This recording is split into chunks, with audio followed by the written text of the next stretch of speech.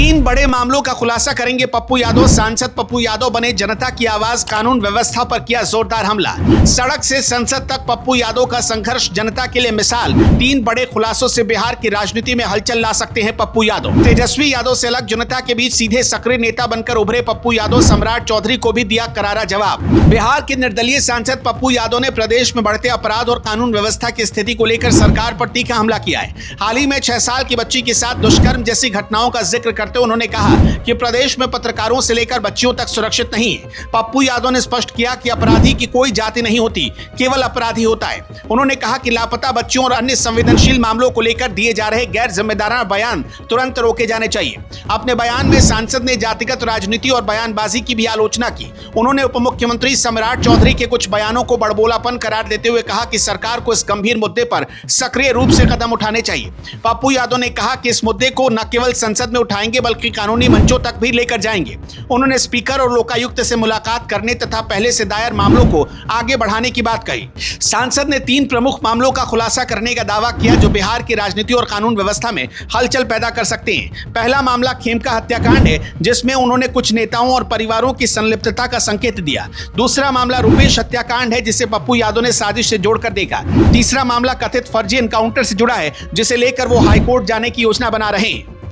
सांसद ने कहा कि इन मामलों में सच्चाई सामने लाना बहुत जरूरी है ताकि अपराधियों को सजा मिले और जनता का कानून व्यवस्था पर भरोसा बना रहे।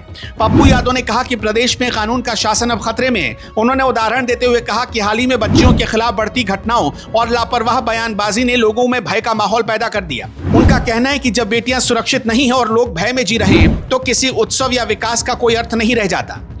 सांसद ने यह भी कहा कि उनकी कोशिश है कि जनता को सच्चाई के साथ सीधे जोड़े। उन्होंने स्पष्ट किया कि उनका मकसद केवल राजनीतिक बयानबाजी करना नहीं है बल्कि जनता की आवाज बनकर कानून व्यवस्था में सुधार लाना है। उन्होंने सामाजिक मुद्दों पर अपराध के मामलों पर सक्रियता दिखाते हुए कहा कि वो घटनास्थल पर खुद जाएंगे, पीड़ित परिवारों से मिलेंगे और उनके साथ खड़े रहेंगे। राजनीतिक विश्लेषकों का कहना है कि पप्पू यादव का यह कदम बिहार की सियासत में नया मोड़ ला सकता है, जहां तेजस्वी यादव और अन्य पारंपरिक विपक्षी नेता अधिकतर संस्थागत राजनीति और विधानसभा की बहस पर निर्भर हैं। वहीं पप्पू यादव सड़क स्तर पर सक्रिय रहते हुए जनता के बीच सीधे संवाद कर रहे हैं। यही वजह है कि उनका प्रभाव लगातार बढ़ता जा रहा है। सांसद ने यह भी संकेत दिया कि उनके आगामी खुलासे केवल अपराधियों को सजा दिलाने तक सीमित नहीं होंगे बल्कि ये बिहार की राजनीति में हलचल भी पैदा कर सकते हैं। उन्होंने कहा कि इन मामलों को संसद और अदालत तक ले जाने से जनता के बीच सरकार की जवाबदेही भी सुनिश्चित होगी। पप्पू यादव ने अपने बयान में स्पष्ट किया कि उनके लिए जाति, धर्म या राजनीतिक पहचान कोई मायने नहीं रखती।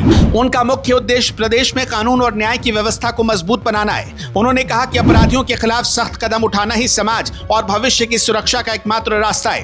अंत में सांसद ने सभी राजनीतिक दलों और नागरिक समाज से अपील की कि वो अपराधियों के खिलाफ एकजुट होकर काम करें। उन्होंने कहा कि बिहार की जनता अब सच और न्याय की उम्मीद देख रही है और उन्हें उम्मीद है कि आने वाले दिनों में उनके खुलासे इस दिशा में महत्वपूर्ण साबित होंगे। बिहार की राजनीति और कानून व्यवस्था पर पप्पू यादव की सक्रियता और आगामी खुलासे आने वाले समय में बड़ी बहस का विषय बन सकते हैं।